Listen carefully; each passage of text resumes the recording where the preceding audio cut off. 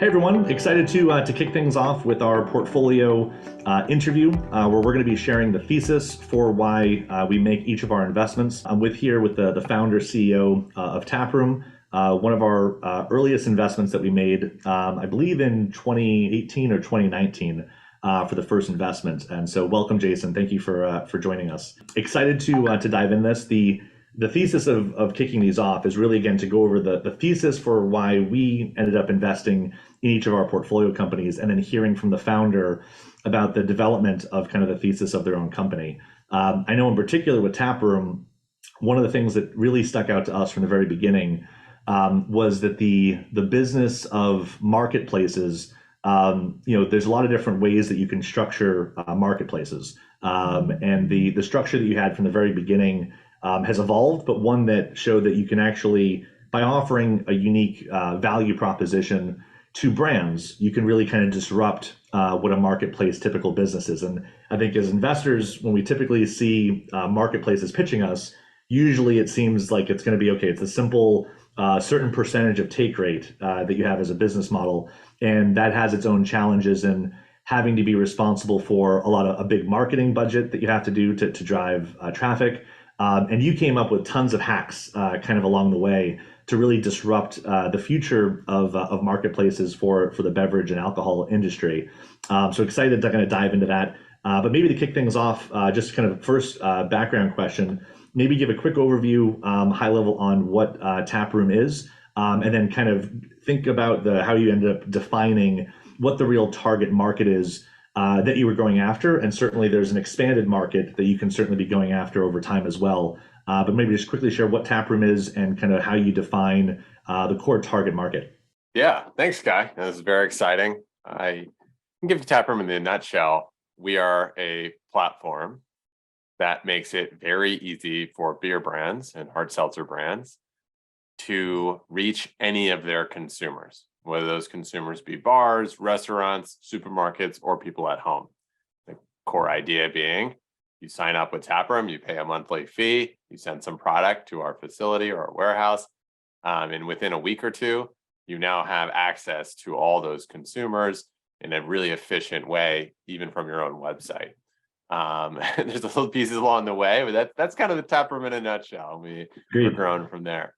I think one of the things that with the thesis on the value proposition for alcohol brands is that you have that they need a lot of different services, right? That they need, basically, they want to be able to sell their products, and they want to be able to sell their products through lots of different channels. And so if you were just a marketplace only, then there would only be the opportunity of selling through that one channel. What you've really developed, and I think is a part of the core innovation, is really a multi-channel solution for selling brands, also doing things that weren't really capable before. So maybe you can share a little bit about the fact of, as a platform, how you've kind of thought about the fact that if you built out a multi-channel solution, how that kind of then impacts also the market opportunity of what you're going after.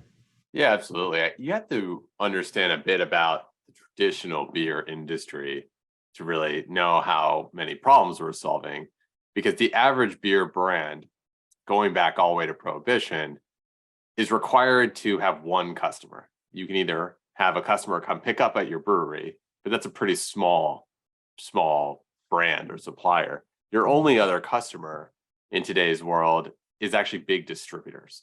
And they're usually independent, they're local, so they'll cover New York City, and you'll have to convince them to take your product. And those distributors are really the gatekeepers to what brands we see as consumers on the shelves or on the menus when we go out and about and drinking. Those distributors decide what's going to make access to New York City. There's only a few of them, and if they don't take your product, you can't get into New York City. And if you happen to get that distributor to sign up with you, you then have to help that distributor get on those menus and shelves. And if you get on enough shelves, only then are you really available to consumers online. Because that's when DoorDash and Uber Eats and Drizzly and Minibar finally can have you on their platform, is enough of the beer stores and liquor stores have your product available. Where TapRm came in was, well, why do we need all these players? Why don't we go ahead and make it super easy by being the distributor for a vast majority of the brands we work with, by also being the beer store or liquor store and helping them ship to people at home or deliver to people at home, and also being the marketplace in the case of TapRm.com, and also help them with their website. So integrate in their website, build them the Budweiser.com website, but also help them promote that product through a marketplace of TapRm.com, and even supporting your product by being on Drizzly and being on Uber Eats and being on DoorDash. So by signing up with TapRm, you're now available in our distribution. We'll help you sell to the bars, restaurants, supermarkets in New York City right now. We'll also get you on Drizzly and Minibar and DoorDash in New York City, and we'll ship you to 45 states to people at home. It's a multi-channel platform that makes it very, very easy for brands to get exposure just by having demand.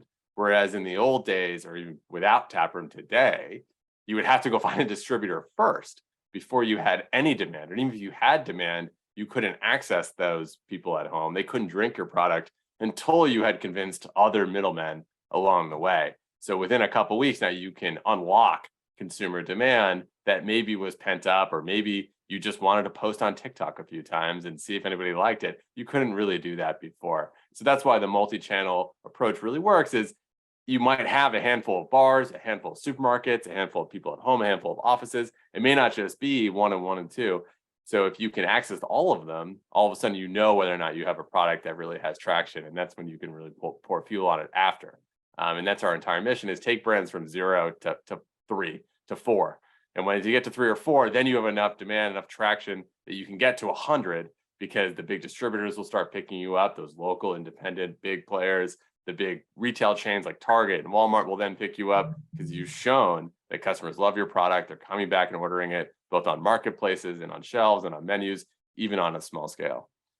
That's, I think, again, from a core thesis, one could have taken the approach of just doing one of those channels, and startups have tried and have certainly done that in just being one channel. But to be a real value proposition that's very disruptive is really being a one-stop shop for beer brands and alcohol brands, where they don't need 3 or 4 or 5 different ways of selling their product. They just need TapRm, and it gets them all the channels with one platform, which again, from a disruptive approach, was one of the things that really attracted us. The other thing is, if you think of the thesis right now on where, from a target customer, of how the target customer is evolving, you've had this growth of micro brands that you've really seen across the entire beverage industry, right? And with the growth of micro brands, it's a question of they also are trying to figure out how to be bigger than themselves by just being a micro brand, all the way up through a medium, large, bigger brand. And so when you think of talk to me a little bit about the target market, and how is the market overall of alcohol beverage kind of evolving, and what are the kind of the challenges that those companies face? And I think of one thing that companies that have gotten to the $1 trillion valuation, like the Amazons and others, they're all platform plays, and they've all followed a similar script, which is to become bigger than yourself, you need to increase the number of touch points with your customers. And the more you can increase those touch points, you can really become bigger than yourself. And you basically are the platform for enabling that for brands. But speak a little bit of who is really the target customer from a brand perspective that would use TapRm overall. Yeah, our target customers are certainly the beer brands, right? We are selling to beer brands. Our platform is built for them. We're solving their problems. Any new product feature is really catered to their needs. And what would blow most people's minds is just how many of these exist. If you were to really look at the universe of beer providers, beer suppliers, there's about 13,000 licenses out there, probably another 8,000 brands that use existing supplier licenses to make their product, so co-packing it or co-creating it. And then there's probably 2,000 or 3,000 of just suppliers who have many brands under the same portfolio. Anheuser-Busch being one of them. Out of the same brewery, they make 200 brands. You'll see that means we think there's about 26,000 accessible beer and hard seltzer brands in just the U.S. Most people don't know all 26,000. Most of you there's 26,000. You would have never guessed that if you didn't know the industry. Absolutely not. I mean, most people would say, is there 50, maybe 80, and you can name probably 12 of them, and that's just because that's, again, going back to the gatekeeper problem. There just aren't that many accessible to people. So our real customers are those 26,000, maybe carving out the top 100. we probably aren't solving that many problems for the Stellas of the world. But for the long tail of those brands, those other 25,950, we are really trying to target their issues. And most of them have very similar ones. You go back, a lot of these brands start off thinking, I'm going to make the next big product. It's going to be as big as White Claw in a few years. Before White Claw, before Truly, there really wasn't any version of hard seltzer. We don't even really heard of it. It was, it was a lot of homeless people on the streets were drinking these malt flavored beverages, and that was the kind of the brand image around it. And it totally warped. And a lot of people have that mindset of, I'm going to create a product that's going to be that disruptive.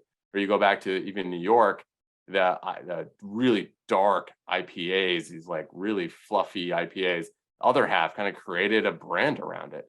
It never really been done before. And a lot of people have that aspiration, is I'm going to make a brand around a style of beer, because the kind of dark secret about beer, and I get to sometimes get in trouble about in the craft beer movement. It's like, it's not that hard to make most beer, and you talk about the 26,000, it's not like wine, or, where there's terroir and seasons and things change and the varietals change. Everyone basically has access to the exact same ingredients, the exact same production materials, the exact same recipes and methodologies to make product. And you can set it up anywhere. That's why beer in North Dakota is as good as beer in New York, as good in Florida. It just doesn't really matter. What really ends up happening is you can have good brewmasters that like know a little bit more than others, but they end up copying each other. But you really put good brands around styles and around where the demand is for those styles. And that all the way from seltzer all the way down to beer. And that applies to liquor and other spirits categories too. Vodka is vodka. And so what we end up seeing is all those 26,000, some want to be small and just like their small hometown brewery, that some of them, but most of them have demand outside of that. Remember, they can only really sell legally outside of their own taproom without getting all those distributors. They can sell at their physical location. Most of them have demand in other locations that they know they can unlock. And if anything, having diehard fans in other locations who will come to your physical location when they're visiting that area, or what, they summer there or vacation there a lot. Having that level of support is a huge channel for keeping your customers engaged and growing your brand. Those are our best bases. It's those 26,000 that are like, we're good. We have fans in Nebraska and Tennessee and Texas, but we're based in New York. And like, how do we reach those? So how do you reach those people? Yeah, exactly. And likewise, we have 100 bars, restaurants, supermarkets in New York that really want our product. And we have people in other states. TapRm's the only solution that can really make that work for you. And we have a lot of people like that. We have one of our favorite brands, Virginia Beer, based in Charlottesville, Virginia. They have, his brother owns 3 bars in Williamsburg, and that's all they did. They signed up with TapRm on the platform. They ship across the country to their base of fans from Virginia who went to UVA, who loves the product. And they sell to these 3 bars in Virginia, in Williamsburg. And that's it. That's all they wanted, to unlock that demand. And our platform's the only way that could really happen, and quickly and easily. And those are the types of people. Yeah. Early on, when we were first evaluating TapRm, being very familiar with investing in platforms and various types of marketplaces of the past, one thing that really blew me away with what you did as an approach early on is, again, usually from a marketplace perspective, they usually require a good amount of a marketing spend to drive traffic.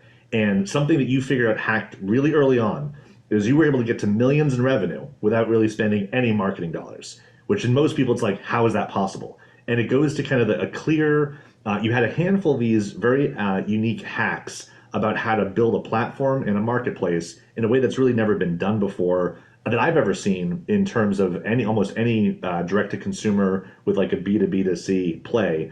But it really, I think, came out of your own unique situation where you as a founder had a secret, I think, well, actually a few different secrets that you've unlocked. And it only became because of your unique background as a founder. So it'd be great to kind of hear your background is unique, that really led you to have these secrets to then unlock, to then create TapRm. But share a little bit about the background and the thesis that you had even to then launching TapRm.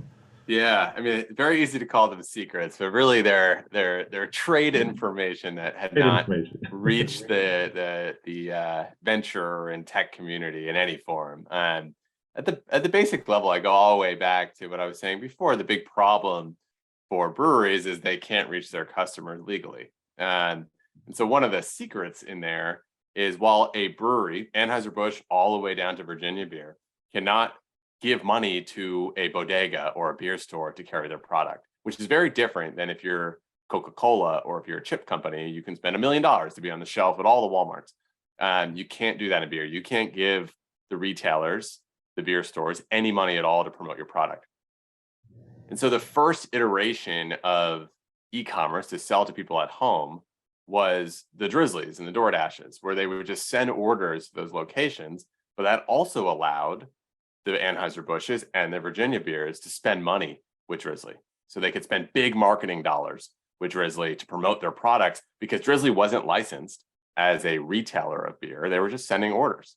Hey, go deliver this for us. They weren't setting the price. They weren't saying what products were going to be on shelves. And that was the first sort of legal way brands could promote themselves direct to consumer online, or sorry, not even direct to consumer, B2C online. And it took off, right? Everyone was spending so much money unprofitably across the board because it was the first version of e-commerce. It was really tiny. It was way down chain, very expensive. It was fast, but it was really inconsistent. You know, thousands of bodegas trying to deliver products. It only really works for Corona. It doesn't really work outside the top products because it's very unpredictable. And it existed. And what I ended up seeing was there were a lot of these brands that still also wanted e-commerce, but how were they going to do it? And the first thing they needed was a distributor. And the cool part about distributors is brands can spend a lot of money with distributors, because if you were to talk to a distributor, you can give them big budgets. And you'll see this occasionally, like a new brand will enter a city and you'll see signs everywhere for it. That's not being done by the brand, actually. That's being done by the distributor. The distributor has been given a big budget to put up signs, to do sampling in the retailers and the bars, to hand out coasters and glassware. You know, you'll see this a lot, and then it'll go away for a few weeks, you know, and then the next thing is like sales incentives. You can give all the salespeople of the distributor $100 if you open up a new bar with your product. And this was big money being spent by brands. So one of the secrets was if you're a distributor, you can take unlimited money almost from brands. Mm-hmm.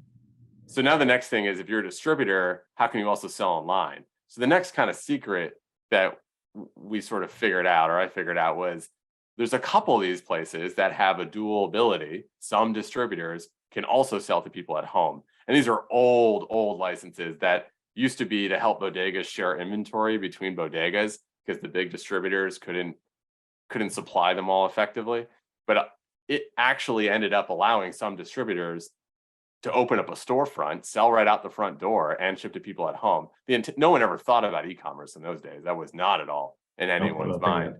But we got one of those licenses, and what we ended up doing was unlocking this unique ability to be a distributor that can take a ton of money from brands to promote their products and ship to people at home and reach every bar, restaurant, supermarket, all from the same location, the same platform, which never had been done before. And it still today blows people's mind when we tell them what we do. And they're thinking about also, there's a lot of legal aspects of all of this, which is really what you had to kind of also navigate through. And again, you have a very unique background that kind of led you, I think, to ultimately, given your background, maybe share a little bit about that. If it wasn't for your previous experience prior to TapRm, having, where this seemed more obvious to you about that approach, it was really because of the history that you've had of a very unique experience beforehand to know the legal structuring of what you now have to navigate through.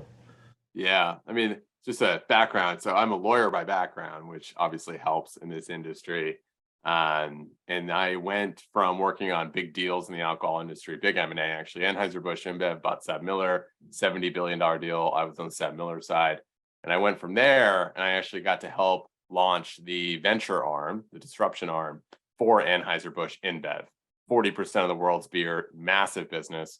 And we end up spending about $1 billion, mostly on e-commerce projects, because at that time, a big threatening disruptor was e-commerce going around all the distribution globally. We were already not that worried about the US. Like the rest of the world, we were very worried that new brands were going to launch online and go around their ability to have Stella and Corona across the world. So we ended up buying up e-commerce capabilities. And when we looked at the US, which is a much more regulated market than anywhere else, some places like Qatar and others, you can't really order anywhere. That's one thing. But the reality is here in the US, they allow it, but it's really, really tightly regulated. So much so we really couldn't do e-commerce. So that was why we developed the model of Drizzly and Minibar, where we would spend big money with them. They would send loose orders. That was developed in-house at AB InBev. We really put that together. It was the only legal way we could think of at that time to make it work. So my background allowed it, but also the solution that I had come up with outside of that required me to leave. So I had to step out because I could not also be working at a supplier while running this distributor platform for all these brands. So it was a great movement, learning that much and being that deep into the US and global beer ecosystem for e-commerce, while also understanding all the problems of the biggest beer company in the world, along with the dozens of brands we had acquired at the smallest levels, the successful small ones who still were encountering these problems, allowed me to really know what we needed to do to be successful at that level. So little brands can get to that level and then get even better once they're there. And so it's that background. I tell founders a lot, have some idea of the problem at the highest level. You know, if you're chipping away and you're seeing this a little bit in crypto, like if you don't understand the finance big issues that they're having at the real hedge funds and the real banks, it's really hard to solve the problems now for the consumers when they've already figured out a lot of them. You know, I say this in beer too. You're not going to really solve the problems if you're just working with the smallest breweries, because most of them want to be the biggest brewery. And Right. unless you know what the problems are up top, it's hard to go all the way down chain. I think when you're thinking of when we're evaluating teams, we have within our own investment evaluation, we have 12 to 14 core criteria with kind of key questions that we look at with every one of those. And when we're evaluating team can oftentimes be more of a squishy thing to evaluate of people. But there is a core aspect that is proprietary, which is team insights and team knowledge. And your prior experience is really what allowed you to have a lot of this view of where the future could go for a company like TapRm if someone were to make it. And you're like, it might as well be me, and I kind of understand how to actually execute this thing.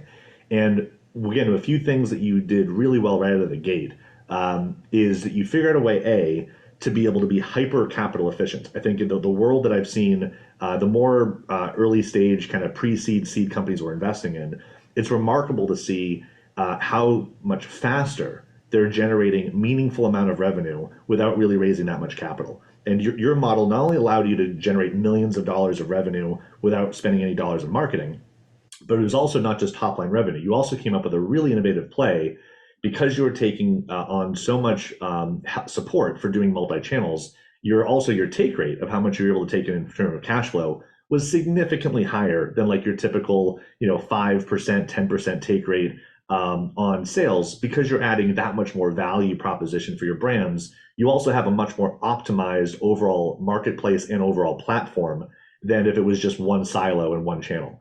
And again, Right. from a thesis, for us, that was one of the key things that you really unlocked a business model from a platform perspective that had never really been done. In my view, we've even seen a lot of businesses that are B2B to C. You did a remarkable job, and that was kind of one of the core things. I know that we definitely attached ourselves in saying this guy unlocked this, and it's already working. And you've obviously, since our initial investment, you've gone on to scale this remarkably well. So it's great to see the thesis continuing to play out. I guess next question on thinking about kind of overall, unfair, sustainable competitive advantage. That's always one of the fun things that investors like to ask founders. What is the unfair, sustainable advantage? As a platform play, you kind of naturally have a few baked in, which is Right. the more brands use you, it has a network effect. So you see like, oh, all these other brands are having super success in growing themselves. We should also use TapRm. So there's a network effect baked in as being the core multi-channel solution for alcohol brands. Two, the more that you become immersed and integrated with the brands, the harder it is for them to kind of go away and somewhere else. So the more you become part of their life and you're aligned in the growth, that also is a great part of the sustainable play. But talk me to a little bit more about how have you guys thought about overall sustainable and unfair advantages overall as you've been building this out? And I guess also maybe frameworks of thought that may be helpful for other founders too. Yeah, I mean, it still blows my mind. It's been about 4 years that we've been doing this, that not a single other person is even trying. And I think there's a few moats that we have learned even over time, but the biggest one is it's really complex. We make it sound easy. We've gotten good at that. We've simplified processes on the back end, but the truth is, to get a brand to a distributor, just that process alone, there's a TTB label registration process with the federal government that we handle. There's a New York label registration process that we handle. There's excise taxes that we pay. To get the procurement over, we had to get licensed in order to get the freight truck to come to our location. We had to wait. We had to purchase and wait for a grandfathered in license in New York, move that license to a new location that take over a year.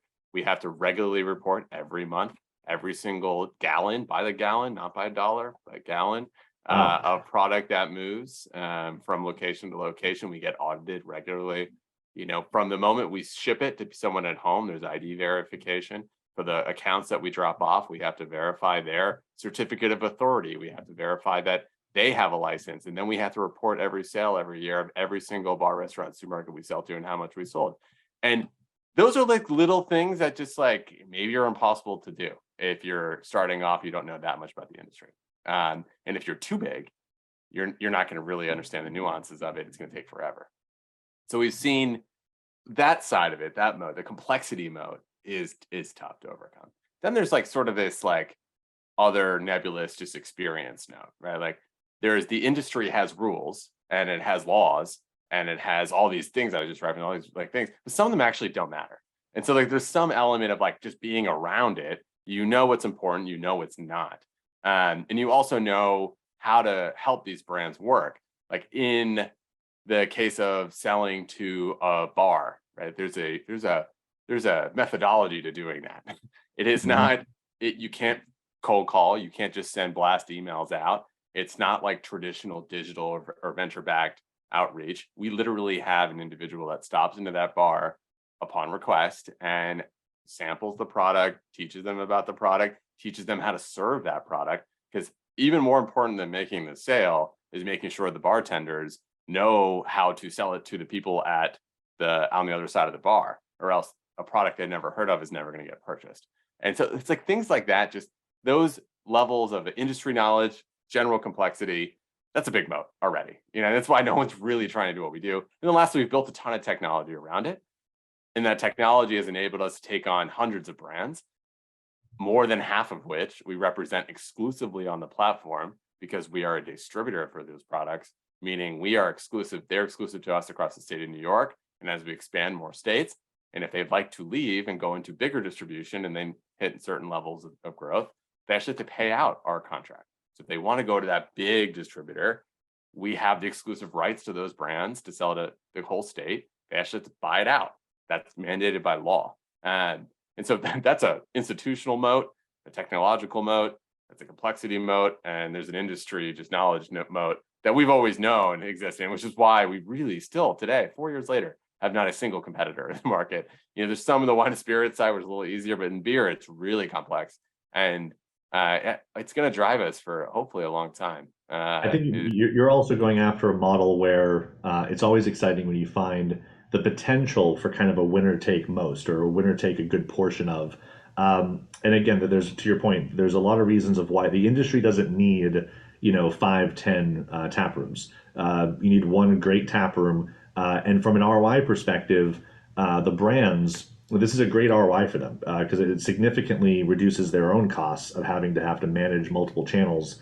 Having kind of you go in once and it instantly helps basically amplifies your capabilities where you would have needed probably an internal staff if you were a brand to do all these channels on your own. You can kind of work with TapRm literally, and it's saving you on overall overhead of the number of people that you would need into doing this. So the for ability to really be able to punch above your weight, a brand can effectively do that by using TapRm.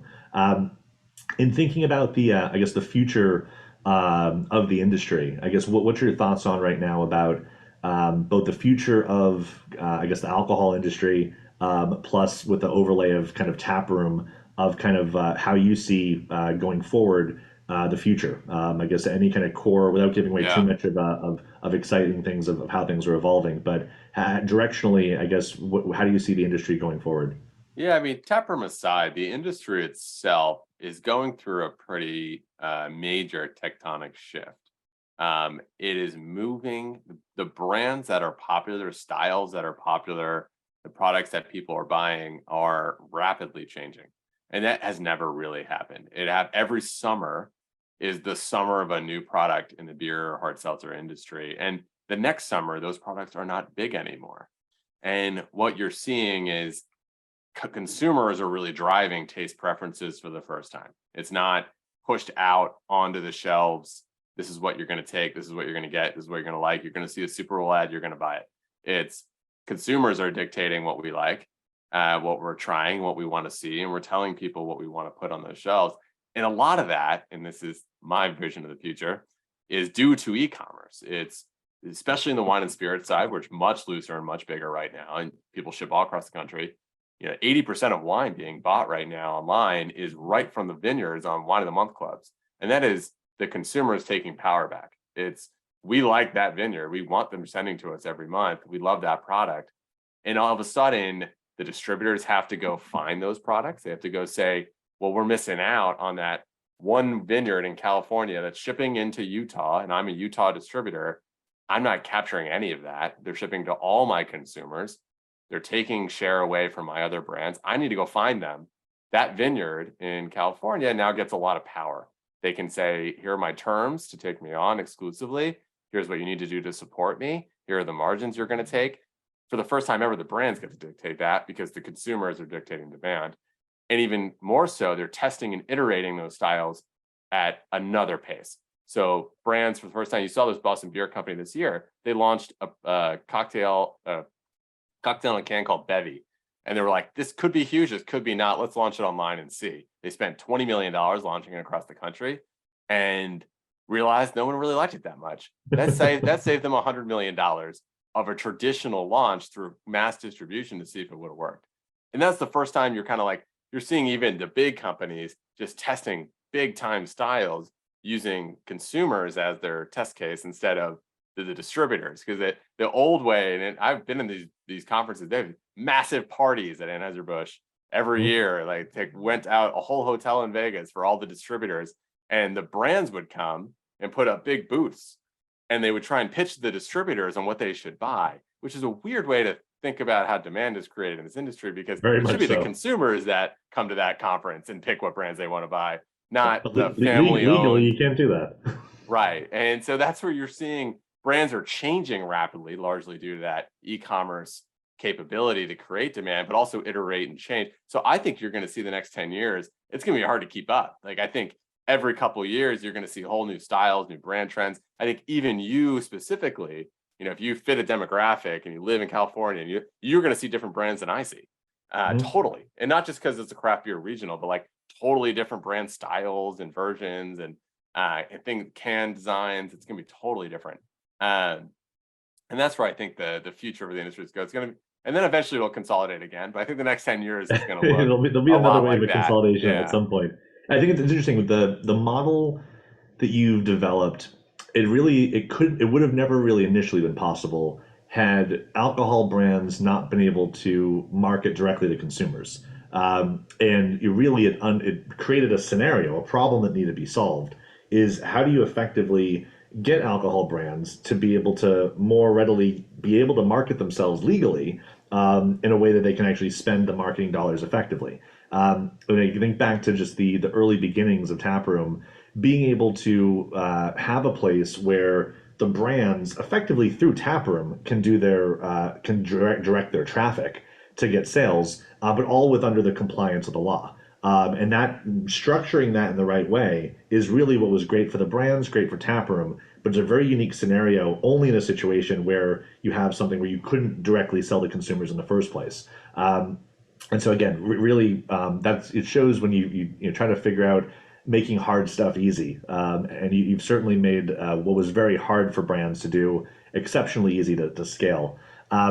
In looking at, I guess my final question to wrap up, in thinking of yourself as a founder now who's scaled Taproom for the last 4+ years, I guess looking back on the decision to create a company and create a company in a certain way, serial entrepreneurs typically go through the mental process where usually the second opportunity they do is bigger than their first opportunity because they get a real appreciation of what a real big market opportunity actually is. They also learn how to create business models that they know will be de-risked earlier, as soon as possible for actually execution. Any advice that you would give to founders about, as other founders are thinking through opportunities to work on, and execute? I guess any kind of core wisdoms that you've kind of developed over the last 4 years, Yeah. I, and things that you'll also carry on for hopefully once we IPO or exit TapRm in the future, you're going to have a second opportunity to go after as well.